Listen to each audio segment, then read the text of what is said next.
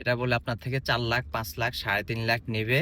House driving visa নিয়ে ভিডিওটা ছাড়ার পরে অনেকের আগ্রহ অনাগ্রহ দেখে ইচ্ছা জাগলো যে বাংলাদেশিরা যেটা খায় ওইটা নিয়ে একটা ভিডিও করি। যে ভিসা পছন্দ করে সেটা হচ্ছে এজেন্সি অথবা দালাল কি বলবে, ভিসার মধ্যে লেখা থাকবে লোড আনলোড, 15 মাসের আকামা দেওয়া হবে।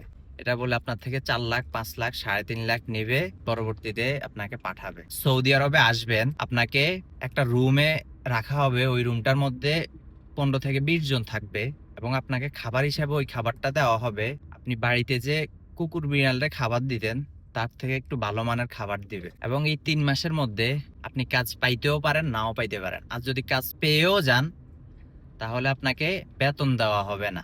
15 মাসের কথা তো বলছে, কিন্তু 3 মাস পরে দেখা গেছে যে এর মধ্যে এই 3 মাসের মধ্যে আপনার আকামাও করে দেওয়া হয় নাই, আপনি হয়ে গেছেন অবৈধ, আপনাকে কোনো পার্মানেন্ট কাজও দিতেছে না।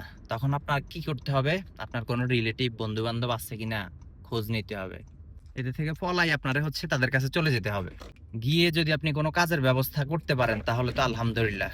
আর যদি কোনো কাজের ব্যবস্থা না হয় তাহলে তো হচ্ছে আপনি বাংলাদেশে চলে যেতে হবে আর আপনার টাকা সব মারা গেল।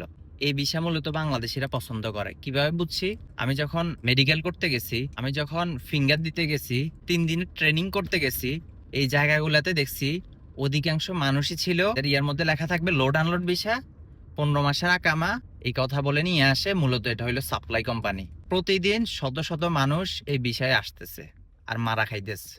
আমার রিলেটিভ নিয়ারেস্ট পরিচিতদের মধ্যে অলরেডি মারা খেয়ে আছে এরকম অনেক মানুষ। আর বাংলাদেশিরা মূলত এই বিষয়টারে খুব বেশি পছন্দ করে, ভালোবাসে।